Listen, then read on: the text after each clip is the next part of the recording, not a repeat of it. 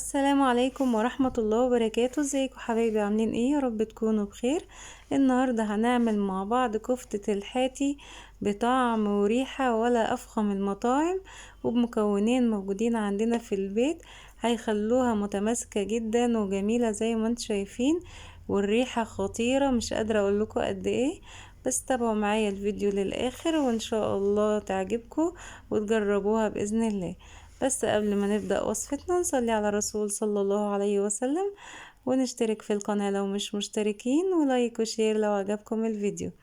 اول حاجة هنا معايا هحط في الكبة بصلاية كبيرة او بصلتين متوسطين كده، وهحط معاهم نص قرن شطة فلفل احمر كده حراق، وهضربهم ضرب ناعم في الكبة. لازم يكون ضرب ناعم جدا، ما يكونش البصل فيه قطع كبيرة او حاجة. وممكن تستغني عن حتة الشطة اللي انا حطيتها دي طبعا عشان احنا بنحبها سبايسي شوية.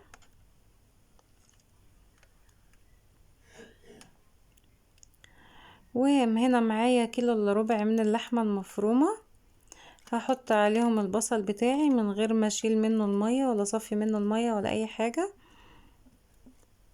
وهقول لكم ليه دلوقتي.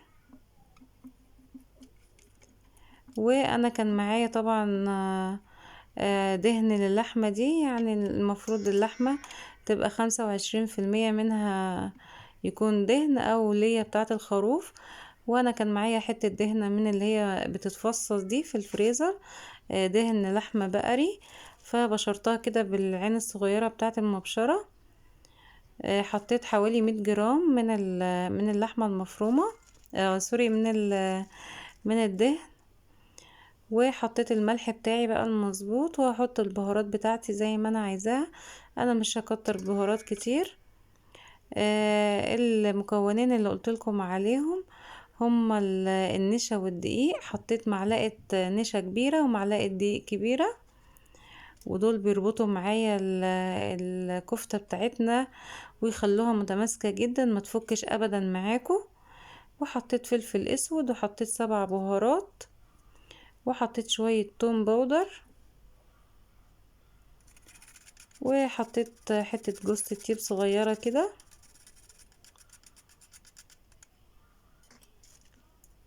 وحطيت شوية قرفة صغيرين وشوية جنزبيل، وطبعا الملح بتاعي المظبوط. وهنا دي شوية بقدونس، الورق بس بتاع البقدونس، مش بحط العيدان ابدا بتاعة البقدونس عشان بتبان في الكفتة بتاعتنا، ممكن تخليها تفك. وبعدين بقى الخطوة اللي جاية دي مهمة جدا يا جماعة. انا كنت ناسية احط البيكنج باودر، بحط معلقة صغيرة كده بيكنج باودر، بتبقى حلوة جدا، بتفرق جدا في الطريان بتاع الكفتة، وبتخليها كده هشة معاكي.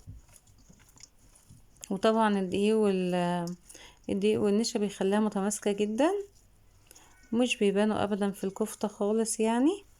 وطبعا يعني افخم المحلات بيحطوا عليها كده. وهنا بقى تعجنيها كويس جدا، اهم حاجة عندك عجين الكفتة كويس جدا عشان يبقى فيها عرق كده وتبقى متماسكة وما تفكش منك ابدا. وممكن تعديها كده شوية، تديها لفتين في الكبة زي ما انا عملت كده، يا اما تعجنيها بايديكي مش اقل من 10 دقايق. ودي تركة من تركات عوامل الكفتة، نجاح الكفتة معانا. ومعايا هنا صينية بدهنها بشوية زيت كده صغيرين، وحطيت هنا شوية مية كده عليهم نقطتين زيت وشوية فلفل اسود وملح، عشان كده بعد ما بصبع الكفتة اسوي الكفتة بيها. وبدهن كده انا معايا هنا بحب اصبع الكفتة بتاعتي على المسن بتاع السكاكين ده، ونضيف مش بستعمله ولا حاجة، بس كان مكسور كده من الاخر فشايلاه كده للكفتة بالذات يعني. فبصبع كده عليه الكفتة بدل ما احط على حاجة رفيعة. و... والمسن ده بيخليها مفرغة من جوه وبتبقى حلوة جدا. واهو بساوي الكفتة بتاعتي زي ما انتم شايفين. انا في الاول بليته كده من المية والزيت ده عشان تبقى سهلة معايا ان انا اشيلها كده منه ما تلزقش فيه، لان الكفتة بتاعتي ناعمة جدا. اهو زي ما انتم شايفين بصبع الكفتة بتاعتي كده، وبحاول ان انا اسويها، وبحاول ان انا اخليها يعني ولا تخينة قوي ولا رفيعة قوي، واخليها كده طويلة، عشان هي برضو مهما كان يعني بتمسك في بعضها شوية، بتكش شوية مهما كانت نوع اللحمة بتاعتك، وعشان كمان فيها نسبة دهن. واهو عملت كل الكمية زي ما انتوا شايفين كده، فاضل بس اخر قطعة.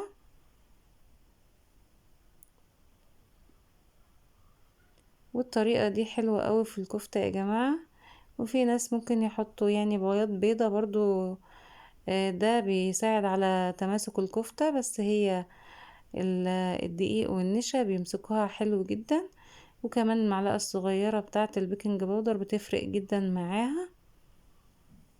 وانا هحط لكم المقادير مكتوبة ان شاء الله في صندوق الوصف.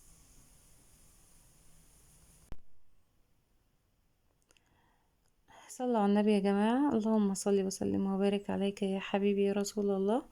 وخلصت كده كل كمية الكفتة بتاعتي، وبكون مسخنة الفرن طبعا قبلها ب5 دقايق، وبحطها من تحت على اخر شبكة من تحت، وبكون مولعة الشواية. ما بتاخدش وقت كتير في الفرن. وهنا هعمل رز بسمتي، بنحبوه كده مع الكفتة. حطيت معلقتين زيت ومعلقة سمنة، ونزلت ببصلاية كده مفرومة.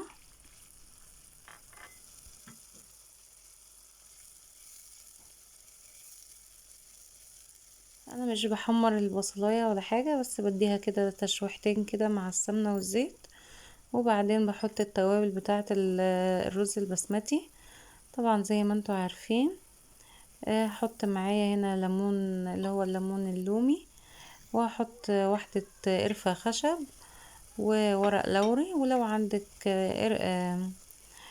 سوري، القرنفل اللي هو المسمار، هتحطي برضو واحدتين. وفي ناس برضو بيحطوا حبهان، زي ما انتوا عايزين في التوابل دي. بس الاصل بتاعهم، الاصل بتاع الرز يعني الحاجات اللي انا حطيتها دي. وطبعا معلقتين الكركم ومعلقتين الكاري، معلقتين صغيرين من ده ومعلقتين من ده.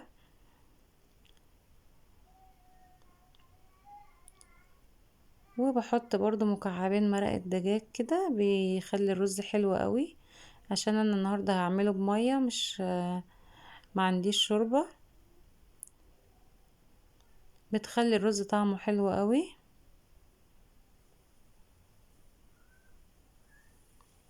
وحطيت المية المغلية بتاعتي اهو زي ما انتوا شايفين. وطبعا انتوا عارفين كل كوباية رز بسمتي ليها كوباية ونص مية. بغسله من غير ما نقعه ولا اي حاجة. وهحط الملح بتاعي.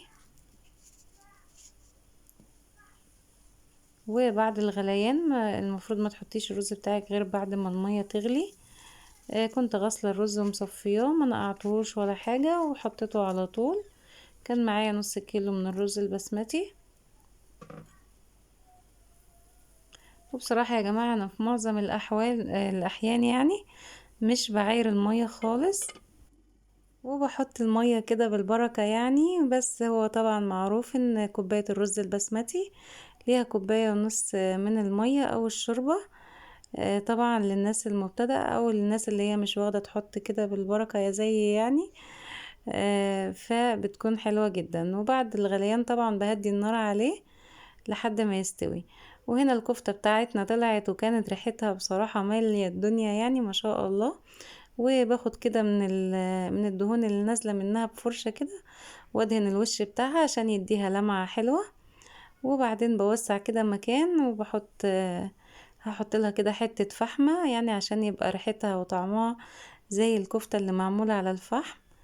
بتبقى يعني خطيرة يا جماعة، جربوها والله هتحلفوا ان هي احسن من بتاعة المطاعم. وحطيت كده حتة الفحم في طبق استانلس، او تحطيها في حتة فويل صغيرة، ونقطتين زيت كده، وبغطيها كده بصينية محكمة، او بتغطيها بورق فويل عادي يعني. يدوب بس 10 دقايق بتاخد كده وتدي مع بعضها بطعم الفحم، بتبقى حلوة جدا. وبعدين بحطها في طبق التقديم بتاعي، وبعمل جنبها سلطة مشكلة كده زي ما انتم شايفين، وبغرف الرز بتاعنا الجميل ده.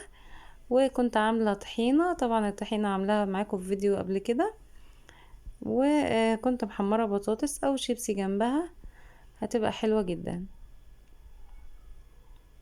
يا ريت يا جماعة لو وصلتوا معايا لحد هنا ما تنسونيش في اللايك والشير والاشتراك في القناة عشان قناتي تكبر بيكم بإذن الله.